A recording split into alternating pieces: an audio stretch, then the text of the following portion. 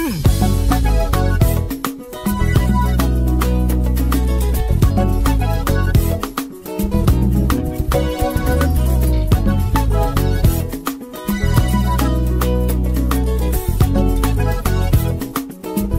sommes dans le livre de 2 Rois. Okanda, il y a 2 Rois. Je sais que le vendredi, on vous a prêché sur ce même chapitre.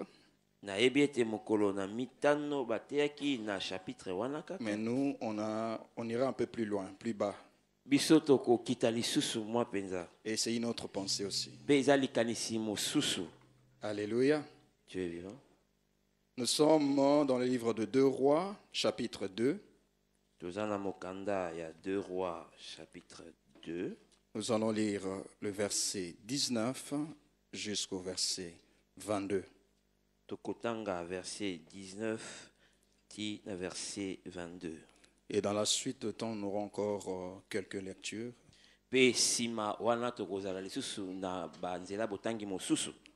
Pour corroborer ce que nous allons dire aujourd'hui. Alléluia. Dieu est vivant. 2 Rois chapitre 2, le verset 19 à 22. Que le Seigneur bénisse toute personne qui s'élève pour honorer la parole de Dieu. Le Seigneur, notre Dieu, on ne le voit pas. Mais au travers de sa parole, nous le voyons, nous le touchons et nous vivons avec lui. Voilà pourquoi nous devons l'honorer. Nous faisons la lecture au nom de Jésus. 2 Rois 2, 19 à 22, nous lisons. Les gens de la ville dirent à Élisée, voici, le séjour de la ville est bon, comme le voit mon Seigneur. Mais les eaux sont mauvaises et le pays est stérile. Il dit, apportez-moi un plat neuf et mettez-y du sel. Ils les lui apportèrent.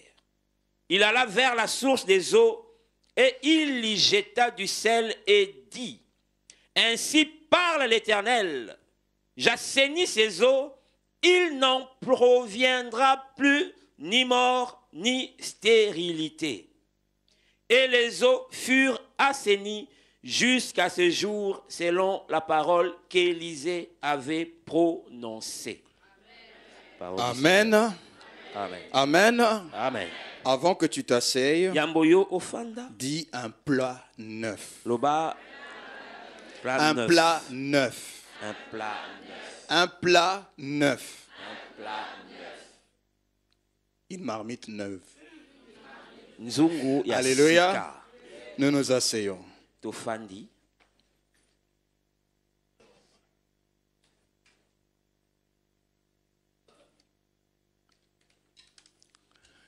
Élisée, après qu'il se soit séparé avec son leader, son maître Élie, Élisée wana auti ko kabwana na motambusi na mokonzi na ye Eli, et ayant le manteau avec lui, pe alataki kazaka likolo na ye, il a repris le même chemin qu'ils sont venus ensemble avec son maître. azwaki nzela moko kaka oyo bayaki na mokonzi na ye. Et tout au long de ce chemin, Pe na nzela il a commencé abandaki à faire kosala des miracles, bikamwa, à faire, kosala de produire de merveilles, de prodiges, makambo kokamwa avec le manteau elongo na manteau que le Seigneur avait fait descendre oyo nkolo akitisaki au travers de son maître Élie. na nzela na mokonzi na ye Eliya. Alléluia. Dieu est vivant. La pensée du jour que le Seigneur a mis dans mon cœur likanisa mokolo oyo nkolo atie na motema et que je veux partager avec vous oyo nalingi kokabola elongo au travers de ce message, na nzela na matei oyo cela est ancré ou bien attaché à cette notion qu'on appelle la nouvelle naissance. yango eza kolandisama na makambo oyo tobengi mbotama ya sika. C'est quoi la nouvelle naissance? Mbotama ya sika nde nini? La nouvelle naissance fait voir ou bien manifeste une nouvelle nature dans une personne qui était autrefois avait une autre nature autrefois, dont la nature a changé. Mbotama ya sika ezako lakisa lolenge ya sika na moto moko azalaki na bomo imoko ndenge mosusu pe cette personne est devenue une nouvelle créature. Cette personne est devenue une personne régénérée. Mais cette personne est régénérée pas par lui-même. Mais cette personne est régénérée par son contact avec le Christ. Parce que c'est Christ qui était venu sur cette terre et avait vécu avec les humains sur cette terre et leur avait apporté la parole venue du Père et il avait vécu avec les par cette parole et il a introduit, inculqué ou bien fait asseoir cette même parole dans leur vie. C'est cette parole qui a fait que cette personne puisse être changée. Ceux qui avaient connu ces personnes, ils se sont rendus compte qu'ils n'étaient plus les mêmes personnes. Ils ne parlaient plus comme avant. Ils ne se comportaient pas comme avant. Ils n'avaient plus le même centre d'intérêt qu'ils avaient autrefois. Donc la régénérescence ou la nouvelle naissance, c'est ce que nous obtenons, c'est ce que nous puissions, nous contractons lorsque nous entrons en contact avec le Christ. Et nous recevons Christ comme Seigneur et Sauveur dans nos vies. Sa présence est dans notre vie. C'est ça qui renouvelle quelque chose en nous. Mais cette régénérescence ne s'opère pas à notre dépit ou bien par force ou par obligation.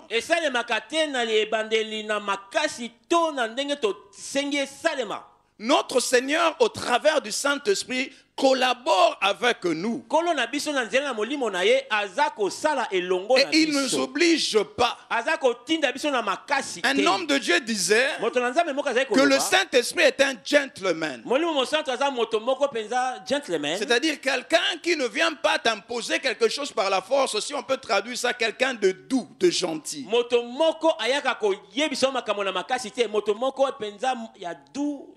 Ils vont te montrer ce qui est bien pour toi. Il te laissera l'opportunité de pouvoir choisir. Par contre, l'ennemi, lorsqu'il vient dans ta vie, il vient par force. Il te conduit par force. Il te fait faire des choses par force.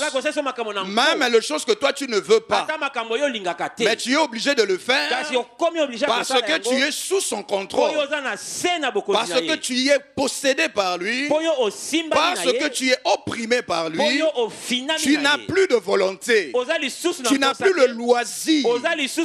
Tu n'as plus la liberté de pouvoir disposer de toi-même, c'est-à-dire de ton âme et de ton corps, comme tu le veux. Mais c'est lui qui communique ce que toi tu dois faire. Alléluia. Mais notre Seigneur, lorsque tu viens en contact avec lui, il te laisse cette libre arbitrage que toi-même tu choisisses. Que tu choisisses. Mais il te dira, choisis cette voie. Parce que cette voie est meilleure pour toi. Cette voie t'amènera auprès de moi au ciel. Alléluia.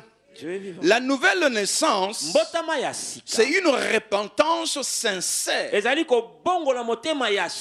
repentance radicale. C'est-à-dire tu changes ta manière de voir. C'est comme si quelqu'un qui allait devant et on lui dit non, tu es dans la mauvaise direction. Va plutôt dans l'autre direction. Et il fait demi-tour. Il va maintenant dans l'autre sens. Nous, en tant qu'humains, alors que nous avons notre ancienne nature, nous allions tout droit vers l'enfer. Parce que tout ce que nous faisions nous conduisait vers l'enfer.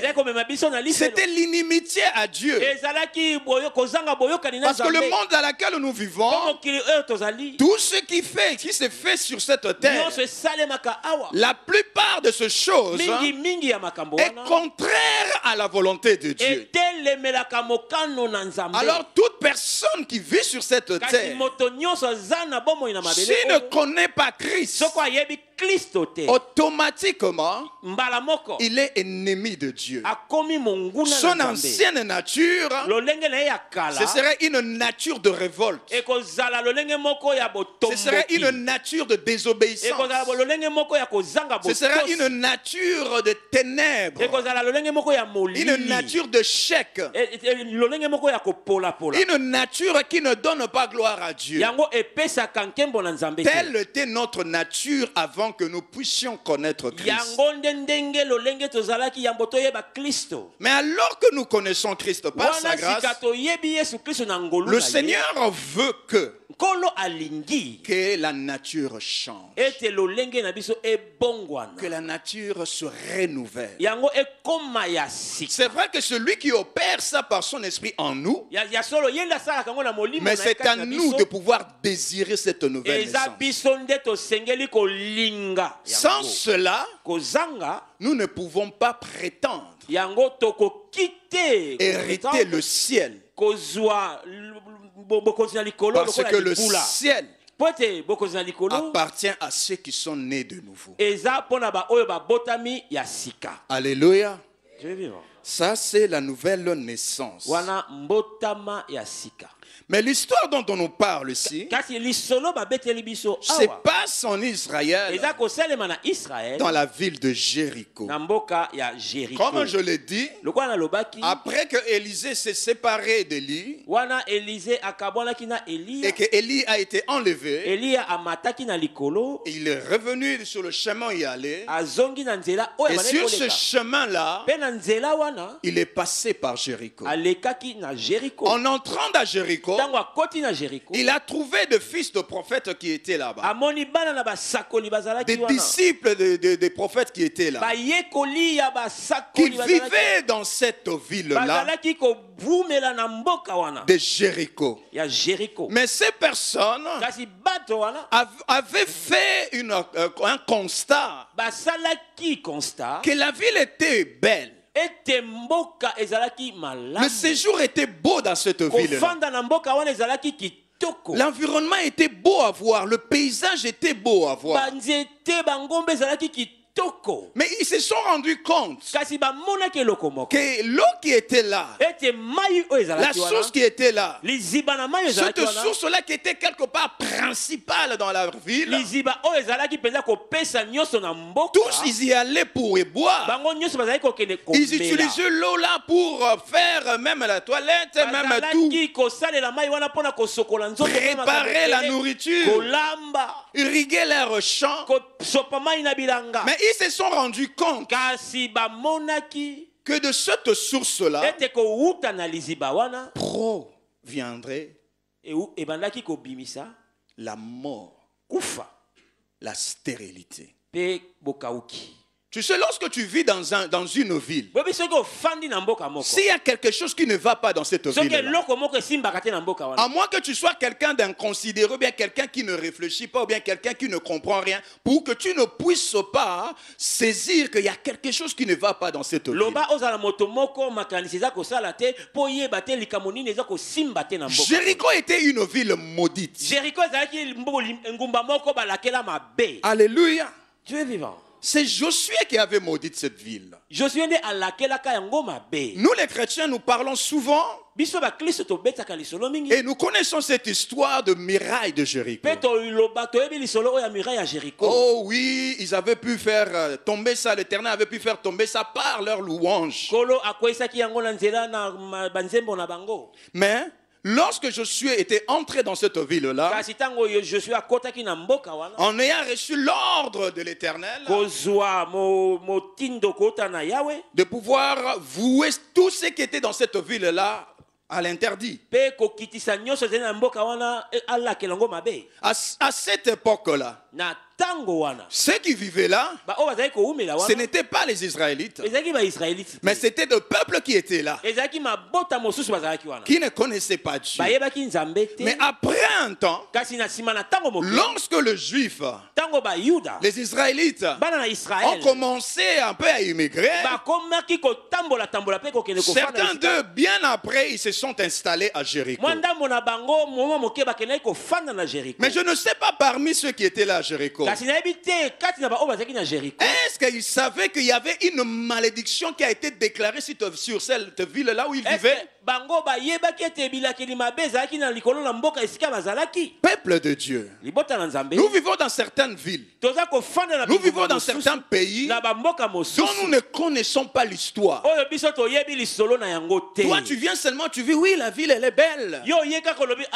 Ah mais c'est l'Europe, hein? Ah ce n'est pas Kisenso, ce n'est pas Malueka, mais ici c'est l'Europe. Ah tout est beau ici, nous avons de belles maisons, il y a la route est bien asphaltée et l'air est propre. Oui, avec tes yeux naturels tu vois ce qui est naturel, mais ce qui est spirituel tu ne le vois pas. Mais or que la beauté que toi tu vois qui est naturelle, il s'y cache une laideur spirituelle, et c'est ça qui produit la mort, c'est ça qui produit la stérilité. Nous devons connaître les histoires, ou bien l'histoire des villes où nous habitons et même de pays où nous habitons. Alléluia. Dieu est vivant. J'avais dit au bien-aimé lorsque j'avais prêché ça à la cellule, il y a certaines villes qui sont infectées de démons, où ils y trouvent une concentration des esprits méchants, où on était en train de mettre à mort 2 personnes d'une manière atroce.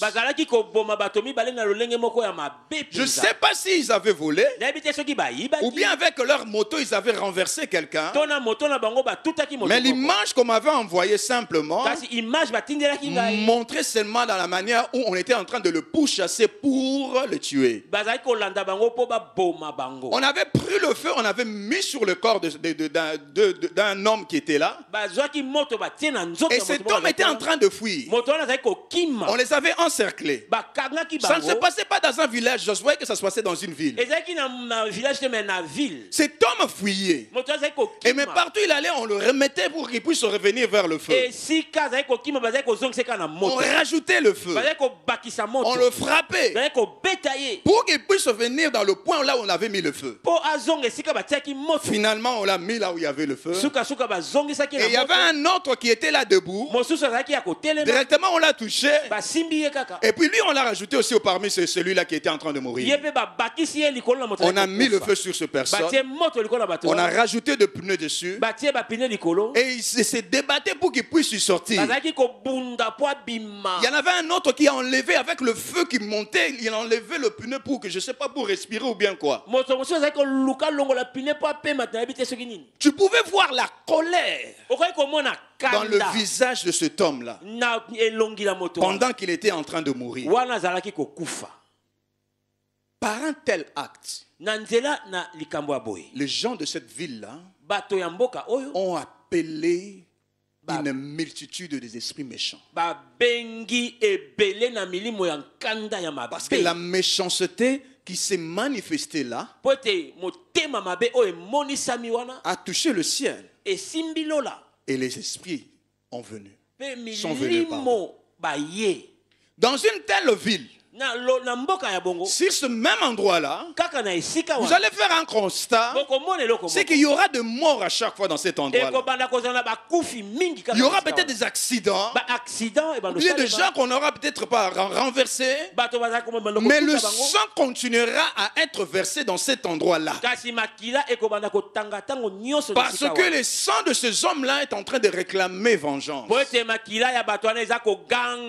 Jusqu'à ce que ces gens-là se rendent compte qu'il y a quelque chose de mauvais qui s'était fait ici, que nous devons réparer, que nous puissions y faire un sacrifice à l'Éternel pour que cet endroit soit purifié.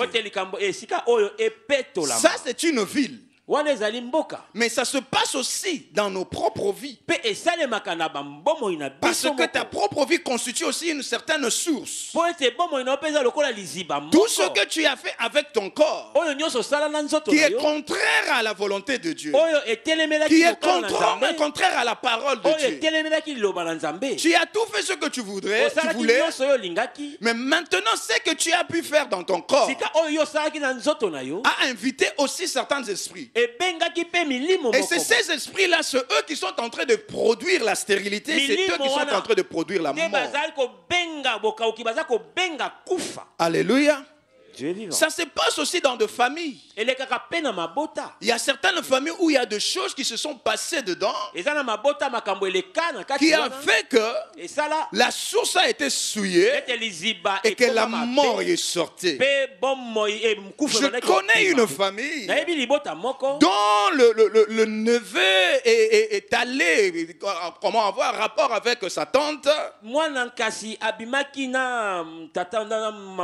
et à plusieurs reprises, la tante est tombée enceinte. Une première fois, on a fait l'avortement. Ça a été difficile, mais elle est restée vivante. Mais la chose a continué. Une deuxième fois, elle est tombée enceinte. Et cette fois-ci, lorsqu'on a voulu faire l'avortement, il y avait une forte hémorragie. Et la tante est allée mourir un peu plus loin. Et le neveu est resté. Mais si tu regardes la vie du neveu, le neveu est nulle part. Nulle part. Parce que non seulement que les esprits réclament sa vie, mais aussi le frère et le sœur de la tante demandent aussi réparation. Et depuis là, la famille s'est disloquée. La source devient un endroit de la mort et de la stérilité.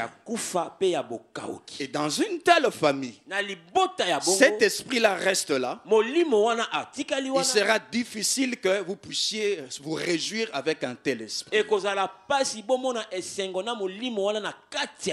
Alléluia. J'avais parlé avec le bien-aimé aussi de l'exemple de David. Lorsque David part à sa convoitise de la femme de son soldat, a fait périr son soldat, la mort est entrée aussi dans sa maison. Lui qui avait pris la femme d'autrui, il y a aussi le péché dans le sens de l'impureté est entré aussi dans la maison. Pour voir que le frère pouvait violer sa propre sœur. C'est dans la Bible. Et cela n'est pas arrivé à n'importe qui. Mais c'est dans la famille de celui dont la Bible dit David, l'homme selon le cœur de Dieu. Cela a amené des choses, la mort dans sa famille. Lui qui avait pris la femme de son soldat, à son tour, son fils est allé avec ses concubines. Faisons attention à ce que nous faisons. Qu'est-ce que tu es en train de s'aimer? Peut-être toi, tu ne vas pas le récolter. Mais ceux qui viennent après toi, ils vont récolter ça. Ils vont récolter ça. Et que le Seigneur te fasse grâce. Ou bien que le Seigneur fasse grâce à ceux qui viendront après toi, qui puissent recevoir la révélation de la chose, pour qu'ils puissent chercher l'aide et qu'ils puissent réparer. Alléluia. La source produisait la mort, produisait la stérilité. Mais heureusement pour eux, l'homme de Dieu est passé par là. Lorsque l'homme de Dieu passe dans une ville, il se promène avec la vie entre ses mains.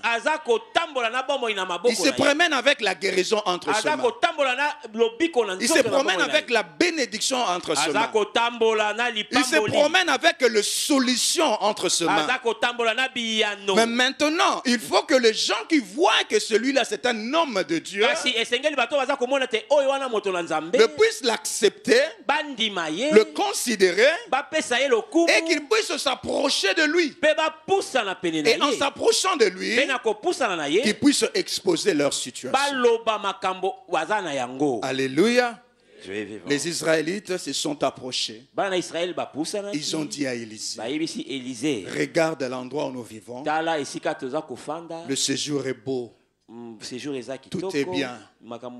Mais il y a la mort qui est dans cet endroit. Et Élisée n'a pas demandé 1000 choses pour réparer la chose. Élisée leur a demandé de pouvoir amener un plat neuf et qu'ils puissent aussi lui apporter le sel, qu'ils mettent le sel dedans. Et c'était lui qui allait faire la chose. Mais lorsque je lisais cette parole, je pouvais voir en parallèle quasiment la même chose qui s'était passée quelques siècles auparavant avec l'homme de Dieu Moïse. Alléluia. Cette parole se trouve dans Exode 15. J'aimerais quand même nous puissions le lire. Exode chapitre 15. Et nous allons lire le verset 22 à 25. Exode 15. Et je pourrais faire sortir quelque chose de là en faisant parallèle de ces deux lectures pour nous exposer quelque chose par la grâce de Dieu. Exode chapitre 15, verset 22 à 25. Exode 15, 22 à 25. Si tu es là, mon frère, tu peux lire. Nous lisons Exode 15, 22. Moïse fit partir Israël de la mer Rouge. Ils prirent la direction du désert des Shur. Et après 3 journées de marche dans le désert, ils ne trouvèrent point d'eau. Ils arrivèrent à Mara, mais ils ne purent pas boire l'eau de Mara parce qu'elle était amère. C'est pourquoi ce lieu fut appelé Mara. Le peuple murmura contre Moïse en disant, « Que boirons-nous » Moïse cria à l'Éternel et l'Éternel lui indiqua un bois qu'il jeta dans l'eau et l'eau devint douce. Ce fut là que l'Éternel donna au peuple des lois et des ordonnances, et ce fut là qu'il les mit à l'épreuve. Parole du Seigneur. Amen.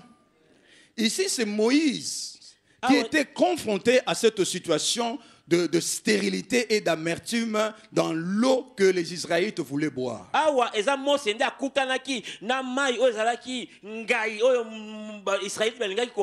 Mais contrairement à ce qui s'est passé avec Élisée à Jéricho, Contrairement à Élisée na Jéricho. Lorsque le peuple s'est révolté, l'Éternel Moïse se retourne tourné vers l'Éternel. Et il a demandé la solution à l'Éternel. Et c'est l'Éternel qui a donné une révélation. Un bois. Ou bien un arbre peut-être, un morceau d'arbre qu'il a planté, qu'il devait mettre dans l'eau de Mara pour adoucir et assainir cette eau-là d'où il provenait l'amertume. Je veux faire un parallèle avec Élisée. Moïse n'a pas demandé quelque chose au peuple. Lui, il a traité avec Dieu. Il a eu la solution, la révélation, et il est allé directement opérer dans cette eau-là. Et l'eau a été assainie. Et le peuple a pu boire. Alléluia. Mais dans le cas d'Élisée, Élisée a traité avec le peuple. La solution devait venir.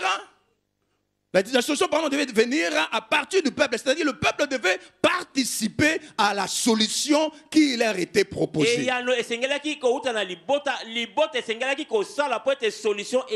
Il a demandé un plan neuf. Et qu'eux-mêmes ils puissent mettre le sel. Mais Moïse, lui, il a pris simplement le morceau de bois et il est allé assainir l'eau. Il y a quelque chose à tirer là-dedans. Dans nos situations, dans nos problèmes, lorsque nous venons devant les serviteurs de Dieu, nous devons nous attendre à plusieurs solutions, à plusieurs manières de faire des choses. La manière d'où la délivrance s'opère ici à ADV n'est pas la même manière où la délivrance s'opère chez Tibi ou Chopete.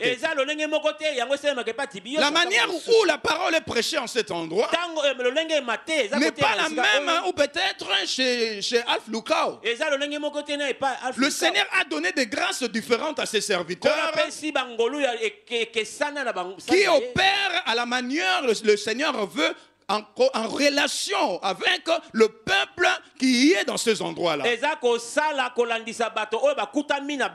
Mais une chose que nous devons noter ici, Élisée a fait participer le peuple. Parce que cela était important. C'est toi qui as fait des choses dans ta vie. C'est toi qui es sorti d'une famille occultiste.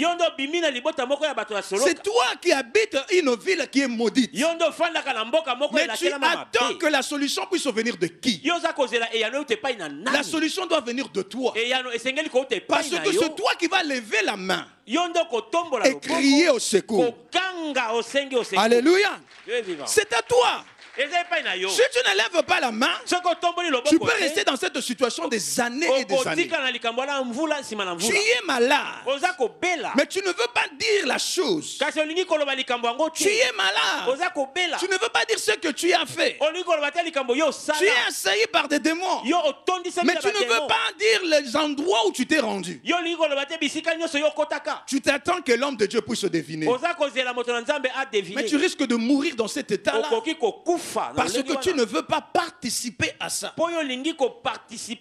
Même Hébreu est en train de nous dire. Hébreu est en train de nous dire que celui qui désire la bénédiction doit participer à sa bénédiction. Mais nous voulons recevoir de Dieu, mais nous ne voulons pas donner. Ici, le peuple devait donner quelque chose. Nulle était la chose qu'ils avaient donnée. L'eau n'allait pas être assainie. L'obéissance qu'ils ont pu produire en ce moment-là a permis que la voie de la solution puisse s'ouvrir. Et des fois le Seigneur peut te prouver. Notre papa le dit souvent. Tu viens dans cet endroit, tu as besoin par exemple de la délivrance. Mais en entrant dans cet endroit, tu écoutes qu'on est en train de demander Que des gens puissent participer avec leur argent, peut-être à la décoration de cette maison. Mais toi, tu ne veux pas participer. Tu dis que moi, je suis venu pour autre chose. Moi, je suis venu recevoir ma guérison. Mais où est la participation que toi, tu produis? Pour que le Seigneur vienne aussi faire quelque chose. Des fois, le Seigneur éprouve nos cœurs par rapport aux choses que nous aimons beaucoup dans nos cœurs, pour qu'il puisse venir nous apporter la solution. Tu ne sauras jamais comment est-ce que le Seigneur viendra avec la solution auprès de toi si tu ne l'écoutes pas, si tu ne l'obéis pas. Ici, Élisée a voulu que le peuple de cette ville-là amène quelque chose. J'y arrive maintenant au plan 9. Élisée ne leur a demandé rien d'autre. Un plan 9 et puis du sel. Un plan 9 ici. C'est ça dont je veux m'asseoir là-dessus pour parler de la nouvelle naissance. Tu désires la délivrance par rapport à quelque chose. Tu désires la solution dans un problème que tu as. Tu désires la guérison. Tu désires quelque chose de grand, une bénédiction venant de Dieu. Mais tu ne veux pas naître de nouveau. Tu es dans l'église, mais ta vie est pareille à comparer la vie que tu avais avant de recevoir Jésus-Christ et la vie que tu as après. Même dans votre famille, on ne voit pas la différence. Tu es comment je veux dire, la Marie-Jeanne d'autrefois, tu es la même Marie-Jeanne qu'aujourd'hui. Tu t'énerves tout autant. Tu colportes tout autant. Une vie désordonnée comme autrefois. Mais le dimanche, tu viens à l'église. Et on t'appelle sœur Marie-Jeanne. On t'appelle frère José. Mais ta vie est restée la même. Qu'est-ce que tu fais dans l'église? Cet endroit est réservé à ceux qui viennent, qui reçoivent Jésus-Christ et acceptent de mener une nouvelle vie. Tu es venu en ayant une vie ancienne. Peut-être tout le monde connaît comment tu as été délivré, les démons qui ont parlé en toi. Mais après un temps, il faut qu'on puisse voir au moins la différence.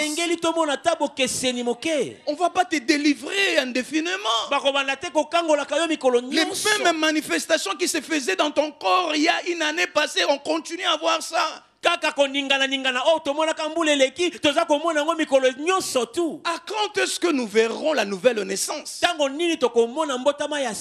qu'on ne te prêche pas? Est-ce qu'on ne fait pas quelque chose pour toi? Et la parole qui entre en toi ne produit rien. Pourquoi? La source ne donne pas de bonnes choses. L'improductivité. Nous sommes dans l'église parce que le Seigneur veut manger un fruit venant de nous. Nous avons été en contact, nous sommes entrés en contact avec lui. Sa vie à lui vient nous couvrir. Et par cette couverture, il fait naître quelque chose en nous. C'est comme cette graine qu'on a plantée sur terre. On couvre la terre. Mais en dessous, il y a la vie. Et ce qui se fait en dessous fait que la plante puisse sortir de la graine qu'on avait mis sous terre, qui a pourri sous terre, a produit maintenant la vie. Et maintenant, les personnes qui avaient jeté cette graine-là peuvent se réjouir maintenant de pouvoir manger du fruit de cette plante-là. C'est ça que le Seigneur veut pour toi et pour moi. Le malheur de l'église est que L'église est remplie de gens qui ne sont pas régénérés. Nous venons dans l'église, je ne sais pas pour quelle raison. Mais c'est déjà une bonne chose de venir à l'église. Parce que c'est dans cet endroit qu'il y a une bénédiction qui va te transformer. Mais c'est comme j'avais dit au début, c'est à toi de laisser l'espace. C'est à toi d'ouvrir ton cœur. Que ce qui est à l'intérieur soit vidé et que la vie en Christ puisse te donner une nouvelle vie. Le Seigneur a beaucoup de choses à faire avec toi. Le Seigneur compte t'amener dans des endroits que toi-même tu n'as même pas encore soupçonné. Il veut manifester la gloire au travers de toi. Mais pour que cela soit possible, il faut que tu sois renouvelé. Paul est en train de dire aux Romains, je pense dans le chapitre 12, il est en train de dire, il faut que votre intelligence soit renouvelée. Pourquoi l'intelligence devait être renouvelée? Les Romains avaient un certain orgueil. Vu la connaissance, vu la puissance, vu la science qu'ils avaient. À cette époque-là, ils se considéraient comme un peuple au-dessus de d'autres peuples. Ils discouraient sur tout le point. Et ils pensaient que les choses de Dieu pouvaient se faire de la même manière. Cet orgueil-là qui était en eux empêchait que l'Éternel puisse travailler dans leur vie. Voilà pourquoi l'apôtre Paul, lorsqu'il a compris cela, il leur a dit, à cette manière-là, si vous continuez de vivre comme ça, il n'y aura rien. Il faut que vous renouveliez votre intelligence. Acclame le Seigneur. Alléluia. Dieu est vivant. Le jour où je suis entré dans le zoo de baptême, en sortant du zoo de baptême, la parole qui a été donnée aux anciens, pour moi, c'était cette parole. Renouvelle ton intelligence. Alléluia. Le Seigneur nous connaît mieux que nous-mêmes. Le Seigneur connaît tes centres d'intérêt mieux que toi-même. Mais si tu ne laisses pas l'espace pour que ton esprit, ton intelligence soit renouvelée, le Seigneur ne pourra rien faire. Le Seigneur commence à travailler avec une personne dès qu'il constate la nouvelle naissance. Dès qu'il y a la nouvelle naissance, c'est alors que le Seigneur te fera confiance. C'est alors que le Seigneur t'amènera partout. Tu deviens comme un représentant de sa gloire. Mais sans cela, il ne peut rien faire. Nous désirons beaucoup de choses dans nos vies. Mais faisons par tout le moyen, avec l'aide du Saint-Esprit, que nos vies soient renouvelées. Nous hériterons le ciel lorsque nous aurons une nouvelle naissance en nous. C'est ce plan neuf que Élisée a demandé. Et il a dit qu'on puisse y mettre le sel. Le sel à cette époque-là avait beaucoup de valeur. À cette époque-là, le sel avait de plus de valeur que même les métaux précieux. Parce qu'on l'utilisait en tout. À cette époque-là, il n'y avait pas de réfrigérateur. Il n'y avait pas de congélateur. Tout le vivre qu'ils avaient à cette époque, ils devaient y mettre le sel pour pouvoir conserver ça. Jusqu'à nos jours aujourd'hui, si vous vous rendez dans le village, vous verrez qu'on continue à utiliser cette même manière de conservation de nourriture. C'est de là qu'est né le poisson salé qu'on aime beaucoup. Les likayabu. Le poisson salé. Avec le mfumbwa. Une bonne chikwanga là. Désolé, je parle au Congolais. Et aux Angolais. Le sel était utilisé pour conserver les choses. Et même à cette époque-là, à l'époque du temps de Lévitique, l'Éternel avait ordonné à Moïse de pouvoir dire aux Lévites et dire au peuple, pardon, lorsqu'ils amènent les offrandes, que ces offrandes soient accompagnées du sel. Alléluia. Avec le sel, nous pouvons voir la saveur. Non seulement il sert à conserver, mais il sert aussi à mettre du goût. Les mamans savent bien. Quand tu prépares une bonne nourriture, si tu ne mets pas de sel, il ne faut pas exagérer aussi. Le problème, c'est qu'aujourd'hui, beaucoup de femmes préparent, ils ne veulent plus utiliser le sel, ils veulent seulement utiliser les cubes magie. Or que dans le cube magie, il y a un degré de sel qui est élevé. Ah, tu vas te retrouver, mais il y a trop de sel. Mais j'avais mis seulement un cube magie. Mais il y a beaucoup de sel dedans. Retournons à la source. Utilisons le vrai sel. Acclame un peu le Seigneur, quoi. Acclame le Seigneur. Alléluia. Dieu est vivant. Donc le Seigneur avait exigé le sel. Et le sel, c'était la saveur. Et la Bible est en train de dire par la bouche de Jésus-Christ que c'est nous qui sommes le sel du monde. Si nous perdons notre saveur, nous serons ce sel-là qui sera jeté par terre et foulé aux pieds. C'est-à-dire ta vie chrétienne, si elle ne donne pas la saveur, elle ne vaut pas la peine.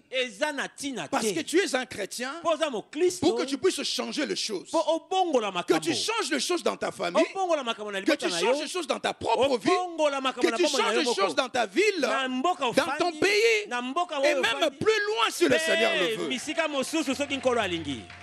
Mais pour que tu fasses cela, il faut que tu aies une nouvelle vie. Alléluia. Et ce sel-là qui permettait la conservation, c'est ce sel-là que le Seigneur veut voir aussi dans ta vie. C'est-à-dire une continuité dans la durée dans ta vie chrétienne. Dès que tu connais le Christ, tu vas vivre une vie dans laquelle chaque jour tu dois te préserver, chercher comment est-ce que je peux faire encore plus pour craindre le Seigneur. Donc, c'est-à-dire pour que ta vie puisse plaire à Dieu, il faut que tu puisses rester dans la crainte de l'Éternel, rester dans la vie de prière, rester dans la vie de la méditation de la parole, pour que lorsque les tentations viendront, que tu puisses résister et que tu puisses garder cette nouvelle vie en toi. Alléluia. Dieu est vivant. Alléluia. Dieu est vivant. Donc la vie que nous avons, le Seigneur veut que ce soit une vie renouvelée. Que je ne me contente pas seulement d'être dans l'église, mais que je puisse apporter quelque chose à l'église. Que ma vie soit renouvelée. Combien sommes-nous dans l'église? Vous ne voulez pas apporter quelque chose. Vous ne voulez pas travailler dans l'église. Tout ce que le Seigneur a fait, il a fait pour que toi tu puisses aussi donner quelque chose. Qu'est-ce que tu pourrais lui donner comparé à ce que lui t'a donné? Ne te contente pas d'être un spectateur dans l'église. Il faut que le sel qui est en toi soit goûté par tout le monde et qu'on dise réellement ça c'est du sel de qualité, que ta vie chrétienne puisse servir à quelque chose, que ta vie chrétienne puisse produire, qu'il n'y ait pas l'improductivité en toi. Ne sois pas ce chrétien-là qui est en train de tuer les autres. Ne sois pas ce chrétien-là qui est en train d'attirer les autres dans le monde. Certaines personnes entrent dans l'église pas pour se convertir, mais ils entrent dans l'église pour attirer ceux qui sont dans l'église, les ramener dans le monde.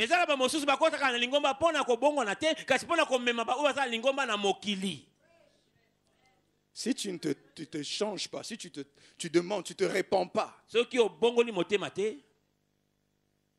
c'est le feu qui viendra sur toi. Parce que le Seigneur a dit qu'il a payé un grand prix. Et il ne donnera pas l'accès à tout le monde pour qu'il puisse détruire ce qui lui l'a racheté. Alléluia. L'homme de Dieu est allé à la source et il a assaini la source. Et la Bible nous dit qu'il n'y produisait plus la mort. La stérilité n'y était plus. Le rôle d'un serviteur de Dieu est capital dans la vie des enfants de Dieu. J'avais dit, lorsque je partageais ça dans la cellule, certaines personnes, leur vie reste dans les difficultés simplement parce qu'ils considèrent l'homme de Dieu comme leur ennemi. Et j'avais dit, dans certains endroits où tu vas, peut-être tu n'auras pas la solution. Alléluia. Plusieurs d'entre nous, ici présents, il y en a plusieurs qui ont sillonné un peu toutes les églises. Certaines choses que tu cherchais dans les autres églises, tu n'as pas pu le recevoir parce que le Seigneur l'avait mis ici. Mais alors que tu viens dans cet endroit et tu as reçu la chose, pourquoi tu ne restes pas? Pourquoi tu ne restes pas? Pourquoi? Il y a certains endroits où tu y vas, comme on avait dit, je crois, la dimanche passé, où la gloire de Dieu n'y est pas. Mais l'endroit où tu entres et que la gloire de Dieu n'y est pas, comment est-ce que tu peux attendre de recevoir quelque chose venant de Dieu, puisque c'est la gloire de Dieu qui donne toutes ces choses-là, qui fait descendre la puissance de sa main au milieu de son peuple.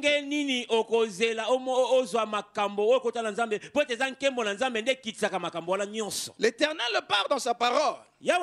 Pour certaines personnes, elle leur a dit, sortez de l'endroit où vous êtes. Comme il a parlé à ceux qui étaient entrés en Babylone. Quittez Babylone. Parce que tout ce qui était attaché à Babylone n'était qu'abomination et abomination. Dans certaines choses dans nos vies, le Seigneur veut que nous puissions quitter les endroits où nous sommes. Peut-être quitter de manière matérielle la ville où tu habites. Je me souviens, lorsque nous avons quitté la Hollande, moi et ma famille, nous avons traversé la frontière. Pas plus loin, nous avons habité un village. Je pense que je l'ai déjà dit ici. Ce village s'appelait Casterley. Je suis resté dans ce village-là pendant une année, cherchant à pouvoir être régularisé pour ma situation ici en Belgique, bien que j'avais la nationalité hollandaise. Mais les choses étaient difficiles dans cette ville. Au niveau de la commune, c'était difficile. Ceux qui connaissent un peu la Flandre, cette ville-là à l'époque était dirigée par Vlaams Belang. Alors c'est Vlaams Belang qui était dans la commune. Et moi, l'étranger, je viens de la Hollande pour vivre encore là. Ils n'étaient pas d'accord. Mais or qu'il y avait quelque chose dans le spirituel. Un jour, par la grâce de Dieu, alors que je priais, poussé par l'Esprit de Dieu, j'ai levé mes mains en direction de fenêtre. J'ai dit que le feu descende dans ce village. Je ne savais pas pourquoi. Que le feu descende. Que le feu descende. J'ai fini ma prière. J'ai mis ma tête sur mon oreiller. Je voyais tout le village venir. Tout le village. Les enfants, les papas, les vieux. Tous n'avaient pas des habits. Ils se sont présentés devant ma porte. Ils m'appellent par mon nom. Moi, j'étais dans l'autre côté et dehors. Mais dans le spirituel, il n'y a pas de mur. Il n'y a pas de porte non plus. Donc je le voyais. Ils ont demandé, c'est toi, M. Koutakuta? Moi, j'ai dit, oui, c'est moi. Sortez ici. Mais je vais sortir pourquoi? Pourquoi je vais sortir? Hein? C'est le Seigneur qui a fait ces choses-là. Moi, je dis, je ne vais pas sortir. Après ce qui s'est passé dans le spirituel, ils ont envoyé la police. La police de quartier. 2 personnes sont venues. Ce jour-là, moi, je n'étais pas là. Ils ont trouvé ma femme. Ils ont dit, en tout cas, vous devez quitter cette village. Vous devez quitter parce que nous avons décidé, c'est comme ça, vous devez quitter. Et d'ailleurs, vous devez signer maintenant. Ma femme a dit, mais moi, je vais signer comment? Mon mari n'est pas là, il est parti au travail. Attendez lorsqu'il va revenir. Et ils ont entendu. Ils sont restés là dans la maison à attendre. Heureusement, j'avais commencé le travail à 6h, je devais finir à 14h. Je reviens l'après-midi, je les trouve là. Ils expliquent. La situation de ta femme et la situation de ton deuxième fils est comme telle que vous devez quitter ce pays. Je les ai expliqué. Non, moi, tout en ordre et eux, ils dépendent de moi. Ils ont dit non, nous l'avons dit, ce n'est pas notre problème. Si tu ne veux pas, va en parler à la commune. Dans cette ville, ce village-là, je suis resté pendant presque 8 mois où on me demandait venez avec tel dossier, venez avec tel dossier, venez avec tel dossier. Pour qu'on puisse le régulariser, il fallait d'abord le travail. J'ai trouvé le travail, mais ils demandaient après. Et ils disaient que ce n'est pas nous, c'est Bruxelles. De décembre jusqu'en juillet, j'avais tellement marre, j'ai dit donnez-moi le numéro de Bruxelles. J'appelle Bruxelles, c'est-à-dire je pense l'office des étrangers, je sais pas, ou bien le ministère des Affaires intérieures. Ils me disent non, monsieur, votre dossier n'est jamais arrivé ici. Mais non, moi on me dit que chaque fois c'est Bruxelles qui demande. J'ai tout donné comme papier. Je repars à la commune. La responsable de comment on appelle des étrangers, je sais quoi, de service des étrangers. Responsable à service des étrangers. Elle était en train de rigoler. Je viens, j'en parle à papa. Papa me dit quitter cet endroit-là. Il m'avait dit ceci. Si le diable ferme la porte, tu peux sortir par la fenêtre. Et je peux quitter là-bas. J'ai quitté Castellet, nous sommes venus habiter à Mekelen. C'est à Mekelen que par la grâce de Dieu, le Seigneur a pu faire qu'on puisse tout régulariser. Alléluia. Pourquoi je donne cet exemple? Parce qu'il y a certains endroits où lorsque tu y vas, toute ta vie peut être bloquée. Si tu n'as pas quelqu'un pour qu'il puisse te donner la révélation, si tu ne t'attaches pas au Seigneur pour qu'il puisse te révéler la chose, tu resteras là à marquer les pas encore et encore des années. Plusieurs personnes sont restées ici en Europe en y vivant 30 ans, 20 ans, ils se retrouvent dans la même vie. Il est venu seul, il est resté seul, sans enfant, sans femme, parce qu'il y a une source qui s'est attachée à sa vie. Ça peut être la source de sa famille, mais ça peut être aussi la source de la ville. Nous nous réjouissons en disant c'est l'Europe, ici c'est les Blancs. C'est les Blancs. En croyant que le sorcier c'est seulement le noir. La sorcellerie, c'est un esprit. Ça n'a pas de couleur. Et les gens ils pensent que les grands sorciers c'est les Africains. Mais si tu entres dans ces choses-là spirituelles, tu verras que là où nous croyons que nous sommes en paix, c'est pire. Le sorcier africain, ça c'est ma pensée. C'est mon opinion. Il peut prendre une personne, 2, 3, 4 personnes dans la famille. Et ça peut prendre des années. Mais ceux qui sont ici, en un seul coup, il peut prendre 50. En un seul coup, il prend 50 personnes. Et tu te dis que nous sommes les grands sorciers. Alléluia. Tu te trompes. Acclame le Seigneur. Yes. Faisons attention. Voilà pourquoi pour un enfant de Dieu, où que nous allions, nous devons nous attacher au Seigneur.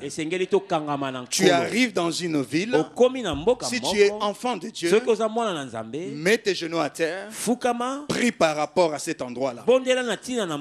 Fais le scanner de cet endroit-là. Demande l'identité de cet endroit-là. Et demande au Seigneur, est-ce que cet endroit m'est donné? Des fois, nous prenons cette parole, tous les endroits où vous foulera votre paix, cet endroit vous est donné. C'est vrai, c'est la parole biblique. Mais est-ce que tu es sûr cette parole-là, là où l'endroit où tu vas aussi, cela a été donné? Lorsque tu entres dans la maison d'une prostituée, tu dirais que cet endroit m'est donné?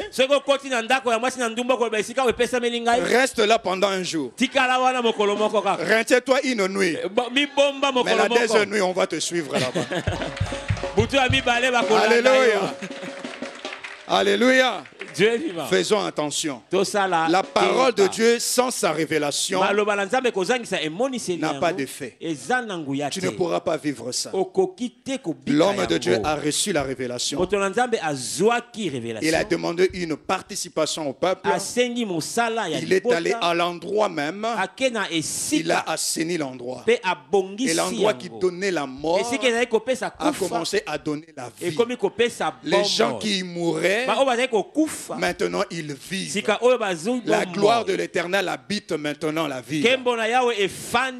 La ville de Jéricho a été maudite. Et ça a été interdit, ça a été dit. Que celui qui osera rebâtir cette ville, lorsqu'il mettra les fondations, c'est son fils aîné qui mourra. Et lorsqu'il finira, c'est son plus jeune fils qui mourra. Mais lorsque l'homme de Dieu Élisée est venu à déclarer la parole, il a assaini l'endroit. Ce qui s'est passé dans ta vie, cela ne veut pas dire que ça doit rester automatiquement comme ça toute ta vie. C'est le Seigneur qui change toutes choses. Si tu cherches la face de l'Éternel, il est capable de changer ta situation. Ne te dis pas que moi je suis stérile, c'est fini, je ne veux plus mettre au monde. Ne dis pas que c'est fini, moi je suis célibataire, je resterai célibataire parce que j'ai dépassé 40 ans. Qui d'autre tournera encore ses regards vers moi?